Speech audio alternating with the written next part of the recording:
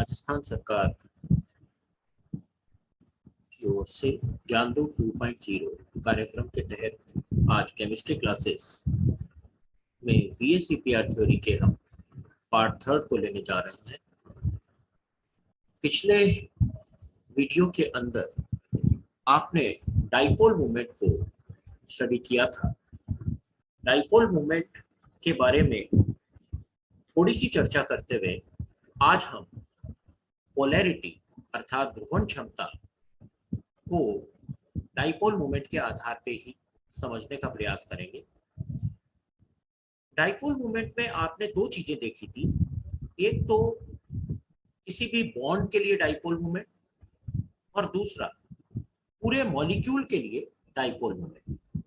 तो सामान्य परिस्थिति के अंदर किसी भी मॉलिक्यूल का जो डाइपोल होगा वो उसकी पोलैरिटी या ध्रुवण क्षमता को डिसाइड करेगा।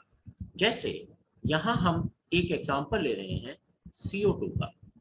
यहाँ अगर आप ध्यान से देखें तो ये वाला बॉन्ड CO वाला, ये बॉन्ड पोलर बॉन्ड है, इसी तरह से ये भी पोलर बॉन्ड है, लेकिन इसका डाइपोल मोमेंट इधर बनता है इस डायरेक्शन में और इसका डाइपोल मोमेंट इस डायरेक्शन में बनता है। इसलिए दोनों की इलेक्ट्रॉन नेगेटिविटी बराबर होने की वजह से और डायरेक्शन अपोजिट होने की वजह से इसका total dipole moment, overall dipole moment क्या जाता है, 0। तो ऐसी स्थिति में ये मॉलिक्यूल एक नॉन पोलर मॉलिक्यूल हो गया, जबकि इसके अंदर पोलैरिटी है, मतलब इसका बॉन्ड पोलर है। तो इस तरह से अगर हम कुछ और एग्जांपल्स देखने का प्रयास करें तो आप देखिए कि वाटर मॉलिक्यूल के अंदर क्योंकि इसकी स्ट्रक्चर बेंट है, अगर ये भी लीनियर स्ट्रक्चर की तरह से होता CO2 की तरह से तो इसका भी डाइपोल मोमेंट 0 होता, लेकिन जैसा आपने पिछली क्लासेस के अंदर किया, इसका डाइपोल मोमेंट 0 नहीं होकर के बहुत ज्यादा आता है, 1.85 आ रहा होता है। ऐसा क्यों?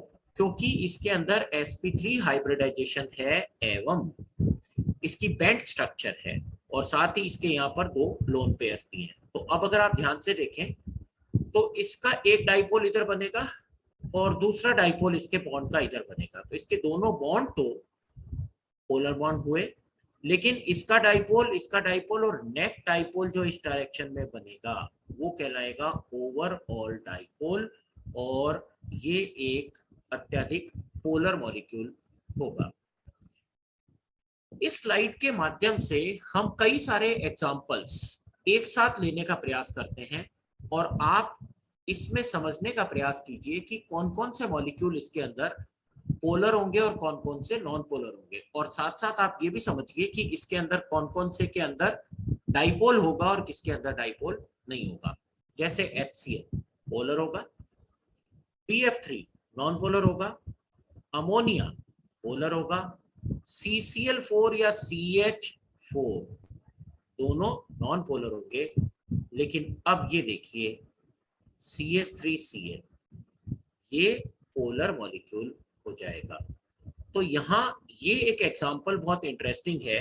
देखिए हम आपको बता रहे हैं CH4, CH3Cl, CH2Cl2 और CCl4, ये चारों के अंदर डाइपोल मोमेंट की वैल्यू अलग अलग आने की वजह से ये मॉलिक्यूल्स पोलर मॉलिक्यूल की तरह से भी बिहेव करते हैं और CCl4 और CH4 मॉलिक्यूल, ये मॉलिक्यूल्स अपने नॉन पोलर मॉलिक्यूल की तरह से बिहेव करते हैं। तो यदि हम एक सीरीज बनाना चाहें तो हम ये कह सकते हैं कि CH4 और CCl4 इनका डाइपोल मोमेंट तो 0 हो गया, तो हमने इसको नॉन पोलर कह दिया। लेकिन CH3Cl जो यहाँ दिखाया है ये वाला, CH2Cl और CHCl3 मतलब क्लोरोफॉर्म, इन तीनों के डाइपोल मोमेंट को आप अरेंज करके देखिएगा तो आपको इसमें बहुत इंटरेस्टिंग क्वेश्चन समझ में आएगा। जैसे मैंने पहले आपको 2 क्वेश्चन दे रखे हैं, मैं अब एक तीसरा क्वेश्चन और दे रहा हूँ। इसको हम लास्ट वीडियो, जो इस सीरीज का लास्ट वीडियो लेंगे, उसके अंदर इसके सभी के आंसर करेंगे। यहाँ मैं थोड़ा सा बताता हूँ आपको। देखिए ये CCl बॉन्ड है, इसका डाइपोल इस डायरेक्शन में बनेगा। कार्बन और हाइड्रोजन में से इलेक्ट्रॉन नेगेटिविटी ज्यादा किसकी है, पिछले वीडियो में पीरियोडिक टेबल के अंदर हमने सारे एलिमेंट्स के लिए डाइपोल मोमेंट इलेक्ट्रोनेगेटिविटी की वैल्यू देखी थी। तो कार्बन की ज्यादा है इसलिए ये डाइपोल इधर बनेगा, ये इधर बनेगा, ये इधर बनेगा, इसी तरीके से। तो जो नेट डाइपोल इन तीनों बॉन्ड्स की वजह से आएगा वो इधर ही आएगा, तो ये इसको सपोर्टिव होगा, ये इसको सपोर्ट करेगा। जबकि यहाँ क्या हो रहा था, इन तीनों का जो नेट बन रहा था इस डायरेक्शन में था और CCl से ये कैंसिल हो जाता था, इसलिए यहाँ पे हर एक डाइपोल मूवमेंट कैंसिल होकर के टोटल डाइपोल 0 आ जाता था। इसके अंदर ऐसा नहीं हो रहा। BF3 को यदि आप देखें तो BF3 के अंदर भी, इसको मैं थोड़ा और तरीके से लूं तो आप देखिए कि BF3 के अंदर ये डाइपोल इस डायरेक्शन में, ये डाइपोल इस डायरेक्शन में, तो इन दोनों का जो रिजल्टेंट नेट डाइपोल होगा वो इस डायरेक्शन में आ जाएगा। तो यदि ये नेट डाइपोल इस डायरेक्शन में आ रहा है तो ये इसको कैंसिल कर देगा, और जैसे ये इसको कैंसिल करेगा तो इसका डाइपोल मूवमेंट 0 हो रहा होगा। तो हम इसको आप देख सकते हैं कि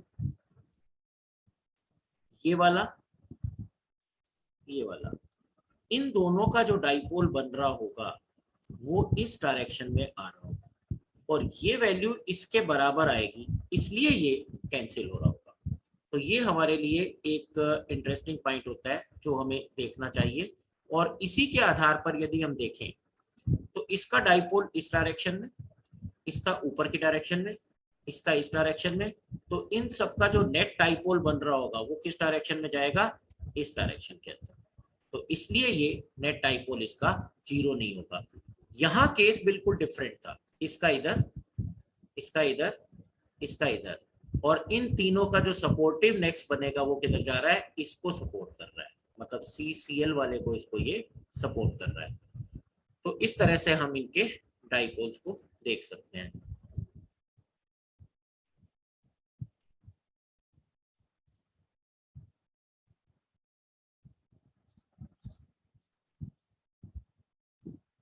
तो यदि हम आगे देखें तो हम बात करेंगे ओवरलैपिंग और बॉन्डिंग के लिए। तो जब ओवरलैपिंग और बॉन्डिंग की बात आएगी तो हमें कुछ चीजें एक अलग तरह से देखनी होगी।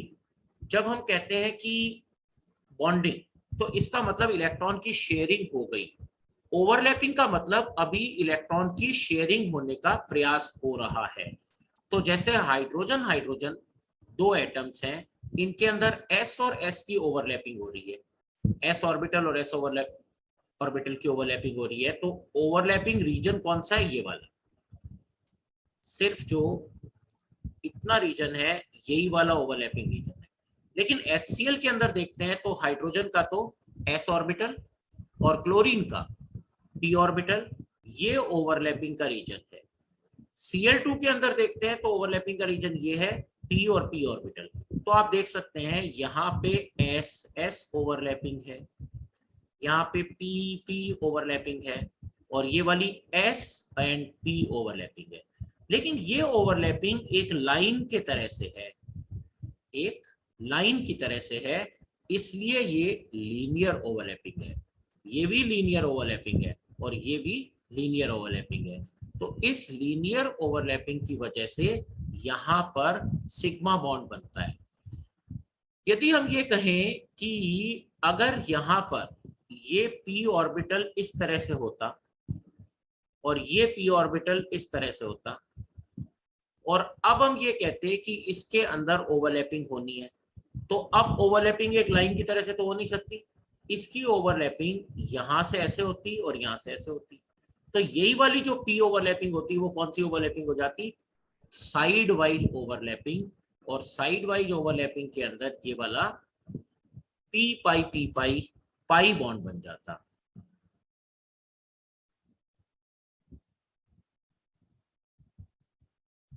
अब इसी के रेस्पेक्ट में यदि आप देखें तो जब बॉन्डिंग आएगी और ओवरलैपिंग होगी तो इसके अंदर एनर्जी क्राइटेरिया भी आएगा, और एनर्जी क्राइटेरिया के क्वेश्चंस कुछ अलग तरीके से इंपॉर्टेंट होते हैं। यदि हम आपसे ये कहें कि ये एक एनर्जी डायग्राम है जिसके अंदर एनर्जी इस डायरेक्शन में और हाइड्रोजन हाइड्रोजन की बॉन्ड डिस्टेंस इस डायरेक्शन में है। तो अगर ये बहुत पास पास हैं एटम्स, तो इनके अंदर बहुत ज्यादा रिपल्शन होगा, और बहुत दूर दूर हैं ये वाली कंडीशन में, तो इनके अंदर इतना अट्रैक्शन नहीं हो पाएगा कि इनके अंदर बॉन्डिंग हो सके। लेकिन यदि एक पर्टिकुलर डिस्टेंस पे ये आ जाए, एक पर्टिकुलर डिस्टेंस पे यदि होते हैं, जैसे यहां पर आ गए जो 0.74 एंगस्ट्रॉम है, तो यहाँ पे रिपल्सिव फोर्सेस और अट्रैक्टिव फोर्सेस एक ऐसी कंडीशन में आ गए कि ये यहाँ फिक्स हो गए, और यहाँ पे एस और एस ने आपस में ओवरलैपिंग कर ली, और ये कंडीशन बॉन्ड की कहलाई। अगर हम ये कहें तो ये बॉन्ड से दूर जाने की कंडीशन है, यहाँ पे बॉन्ड में ब्रेकिंग होनी शुरू हो चुकी है। तो कंक्लूजन ये हुआ कि जब बॉन्डिंग की स्टेट होती है तो ओवरलैपिंग मैक्सिमम है, और उस ओवरलैपिंग वाली कंडीशंस के अंदर बॉन्ड बन चुका है, और उसमें एनर्जी मिनिमम स्टेट में इसकी आ चुकी है। अब हम एनर्जी और हाइब्रिड ऑर्बिटल्स इनके बारे में बात करते हैं। यदि हमने इससे पहले जब किया तो हमने हाइब्रिडाइजेशन कर लिया, लेकिन हाइब्रिड ऑर्बिटल्स की सीधी हमने स्ट्रक्चर्स ले ली। अब हम ये देखते हैं कि हाइब्रिडाइजेशन की एनर्जेटिक्स क्या है, और हाइब्रिडाइज ऑर्बिटल्स बनते समय क्या कंडीशंस डेवलप होती हैं। ये एस ऑर्बिटल की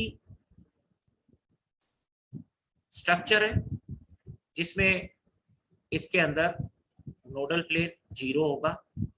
अगर पी एक्स ऑर्बिटल देखें तो हमारे पास में ये नोडल प्लेन है। इसी तरह से यहाँ भी दो नोडल प्लेन, ये भी दो नोडल एक्सेस, यहाँ पे दो नोडल एक्सेस, यहाँ भी दो नोडल एक्सेस। जैसे यहाँ आपको क्लियरली दिखाई देगा कि ये वाला एक नोडल प्लेन भी यहाँ पे आपको दिखाई दे रहा है। तो यदि मैं इसको इस तरह से ड्रॉ करूँ, ये वाला प्लेन आपका एक नोडल प्लेन होगा। तो जब हम ये कहते हैं कि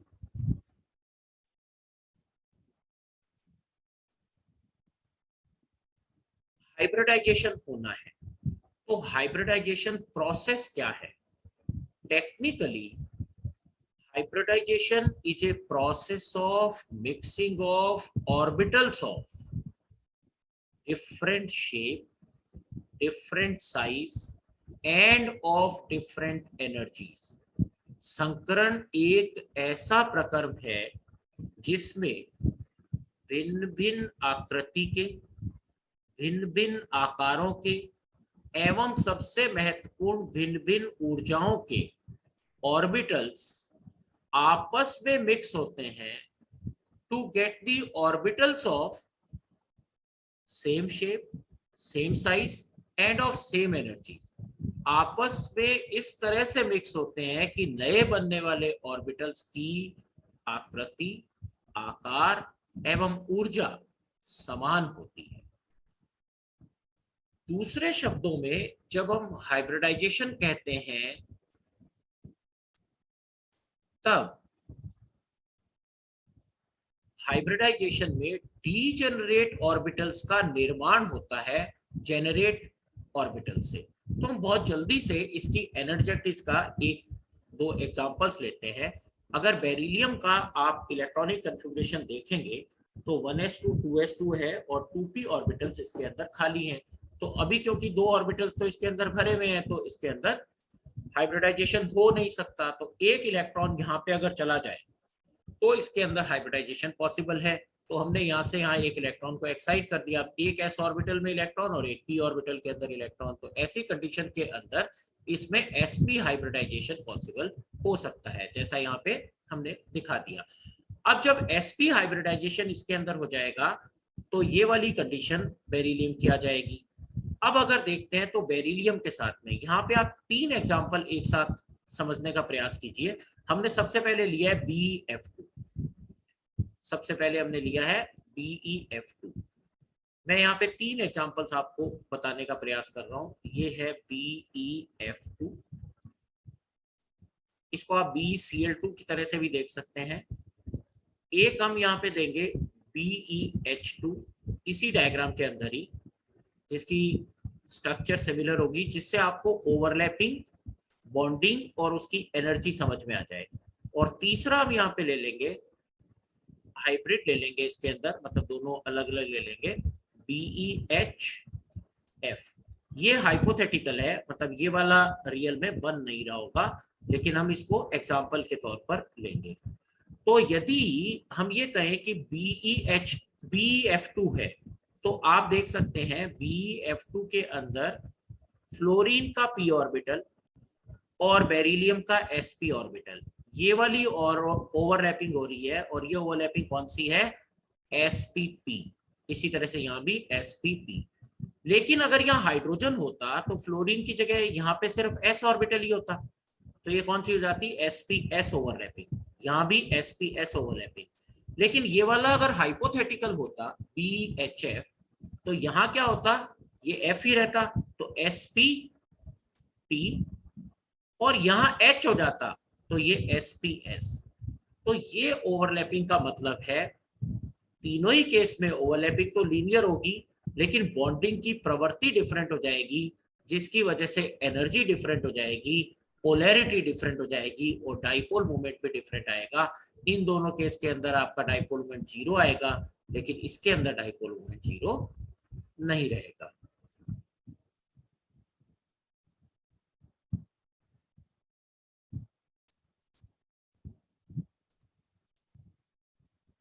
अब यदि हम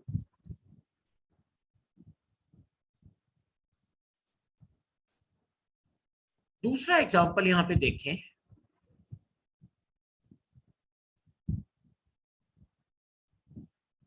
इसके अंदर यदि हम देखते हैं हाइब्रिड ऑर्बिटल के अंदर, ये आ गया बोरोन, तो बेरिलियम, इसके अंदर 2 sp ऑर्बिटल थे और दोनों में एक एक इलेक्ट्रॉन था, और इसकी वजह से इसके अंदर sp हाइब्रिडाइजेशन हो गया। यदि अब हम बोरोन देखें, तो इसके अंदर 2s2 2p1 है। हम एक इलेक्ट्रॉन को यहाँ से यहाँ पर एक्साइट करते हैं, तो ये कंडीशन आ जाएगी। अब हाइब्रिडाइजेशन में इन तीनों को मिला लेते हैं, तो sp2 हाइब्रिडाइजेशन ये वाला आ गया, और p ऑर्बिटल इसके अंदर खाली रहेगा। तो ये वाली कंडीशन के अंदर एक s, 2p और 3 sp2 हाइब्रिडाइज ऑर्बिटल्स हमें मिल गए, और ये तीनों हमारे डीजेनरेट ऑर्बिटल्स होंगे। तो कार्बन के केस में यदि हम देखते हैं, तो एक इलेक्ट्रॉन को हमने यहाँ से यहाँ एक्साइट किया, तो 2s1 और 2p3 मिला। अब sp3 हाइब्रिडाइजेशन हमें मिला। sp3 के अंदर आप देख सकते हैं एक s और 3p मिलकर के 4 sp3 हाइब्रिडाइज ऑर्बिटल्स बना रहे हैं। तो आपको यहाँ पे एक चीज और आसानी से समझ में आनी चाहिए। एक तो sp3 हमने हाइब्रिडाइज ऑर्बिटल कह दिए, इससे पहले हमने कहा था sp2, और इससे पहले हमने बोला था sp। अगर आप ध्यान से देखें तो इसके अंदर sp के अंदर परसेंटेज s कैरेक्टर कितना है? 25%, नहीं 50%। 25% किसके अंदर है? sp3 के अंदर। और sp2 में कितना है? 33%। तो s कैरेक्टर का इंक्रीजिंग ऑर्डर ये वाला है, sp से लेकर के sp3 की तरफ। तो अगर हम ये कहें कि sp3 के अंदर डायरेक्शनल फीचर p ऑर्बिटल्स की वजह से कंपैरेटिवली ज्यादा है, 3 हाइब्रिडाइज ऑर्बिटल्स हमने जो लिए उसमें d ऑर्बिटल्स इन्वॉल्व नहीं थे, और सिर्फ 4 बॉन्ड्स ही टोटल उसके अंदर पॉसिबल थे। लेकिन यदि हम d ऑर्बिटल्स का इन्वॉल्वमेंट भी इसके अंदर करते हैं, तो हम ज्यादा बॉन्ड्स बना सकते हैं, जिसमें सिग्मा बॉन्ड अगर हमें 4 से ज्यादा चाहिए होते हैं, तो जैसे PCl5 के अंदर, तो एक s ऑर्बिटल को हमने p की बजाय d में भेजा, तो हमें 3s1 3p3 और 3d मिल गया, तो हम sp3d हाइब्रिडाइजेशन भी कर देंगे। अगर हमें 6 बनाने हो तो हम यहाँ से एक और होगा, मतलब 3s2 3p4 होगा, तो एक और भेज देंगे, sp3d2 हो जाएगा। अगर 3s2 3p5 हो जैसा क्लोरीन के अंदर है तो हम एक और भेज सकते हैं, तो sp3d3 हाइब्रिडाइजेशन भी इसके अंदर पॉसिबल होगा। अगर हम कहते हैं sp3d ऑर्बिटल्स हैं तो हमारे पास में 5 डीजनरेट ऑर्बिटल्स होंगे, और sp3d2 है तो हमारे पास 6 डीजनरेट ऑर्बिटल्स होंगे। हमने जो पिछली क्लास में किया और अभी तक जो किया उसका कंक्लूजन क्या बनता है? अगर हम सभी का